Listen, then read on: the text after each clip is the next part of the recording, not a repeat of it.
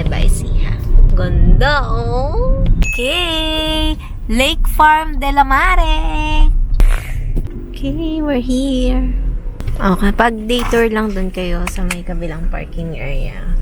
Doon. Pag overnight din finally here.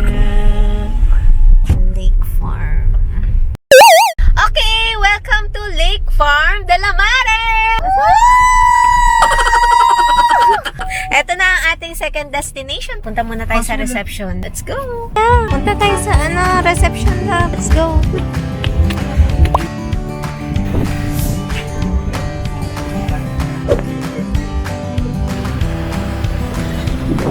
Wow!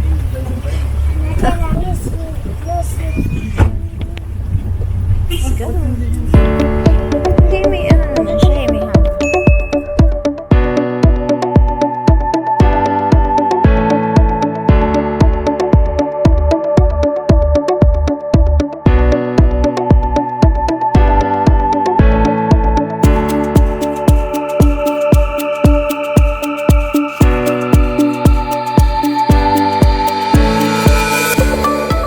Guys, ito yung view namin Oo. Tapos ito yung aming room. Ganda naman pala. So cute. Ay, pwede pala ganito lang. Cute, tingnan mo. Go, go, go. Susi, natin? Mahiwagan susi. Ayun. Pasusulis kayo. Tchanan! Let's see. Wow! Sampo. Your feet, baka madumi. How about this? Dito lang, dito sa side. Okay. Wow! Where's the light? Wow! Di ba kasyang-kasya tayo, love? Oh, di ba bumuo yung ating kama? So, eto guys, ang halaga nito ay 2,600. Pero may VAT pa na 312. So, naging 2,912 na siya. Ano? O, diba? Swim-sim ang bebe pot. Ang ganda ng view.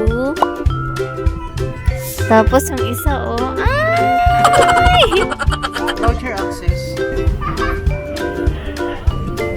Ito, dito yung reception nila, Yan. Pag mag-check-in kayo, kapag kayo, dyan kayo sa reception. Yan, dami pang tao dun sa baba, Ganda ng view. Bebe!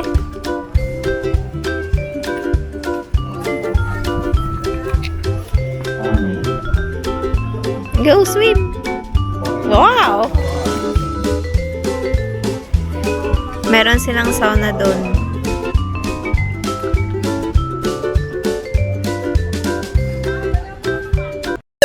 Okay, dahil mahal doon sa La Mare, dito tayo kumain sa labas. Tayo ay lumabas. Para kumain. Mabuti meron namang restaurant dito. Medyo malayo lang pero carry na.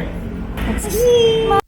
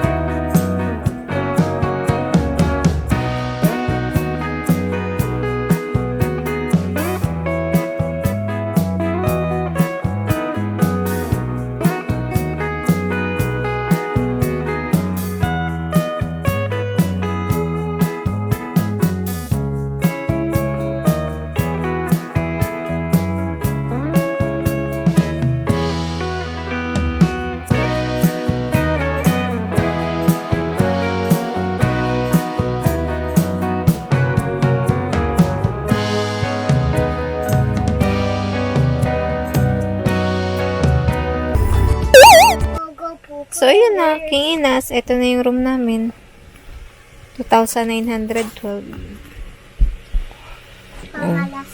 Dapat kahit konti, nilagyan man lang nila ng aircon.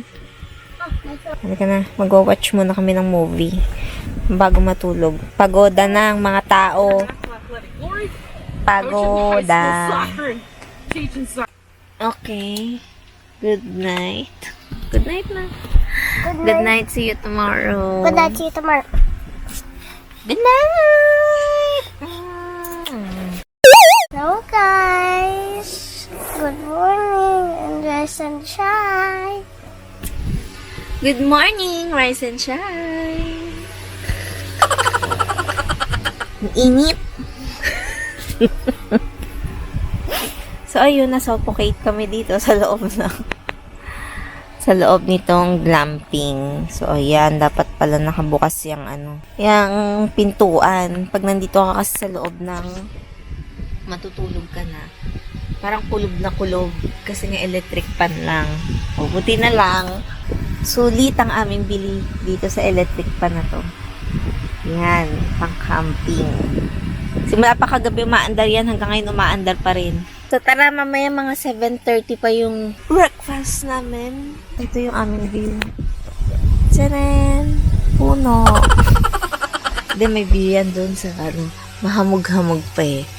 Ayan, ayan ang view namin ng mga sampayin. Mag-ice lang tayo, tapos punta na tayo dun sa kabilang restaurant. Guys, ito yung aming tinutulugan. Tapos papakita ko sa inyo yung daanan. Kasi hindi ko napakita kahapon. Meron pala sila dito ng pwede kayo kumain dyan. Pwede kayo magluto. Come on. In CR and shower room. Ito may kinoconstruct. Yan. Oo. Ito lang kami sa labas. Ang dadaanan mo pupunta sa aming glamping room. Ayan. O, diba? Tapos ito yung dadaanan mo. O. Buti na lang merong view.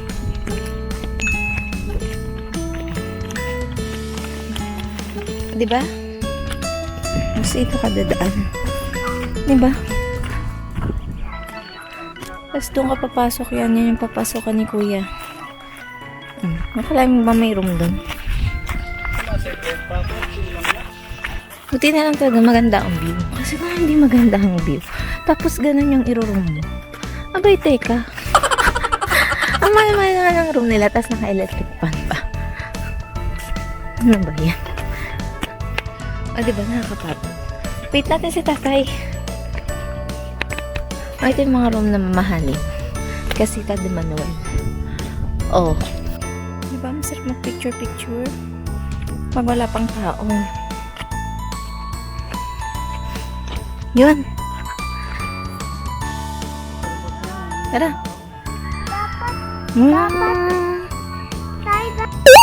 Hello, nandito tayo sa restaurant. Yes, ang ating food, ang tosino. Haday. Kain na! Kain na tayo! Kudi! Tapos na tayo ng breakfast. Ngayon naman tayo ay magpapahatid papunta dun sa room para tayo ay magpalit ng damit pang swimming.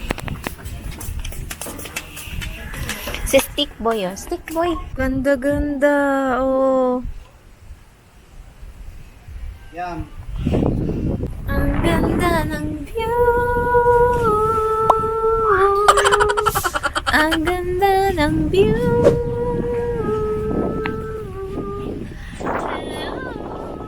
O, diba? Panalo sa view. Para ka na sa ibang bansa, oh.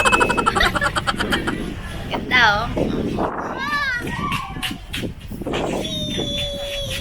Okay, pati tayo ulit sa room. Dahil tayo magsuswimming, palit muna ng damit.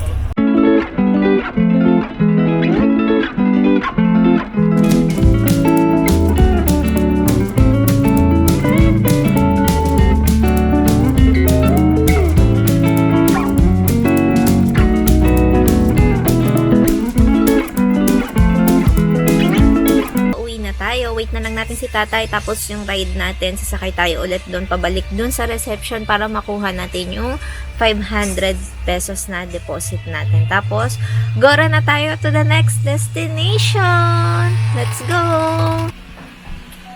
Bye.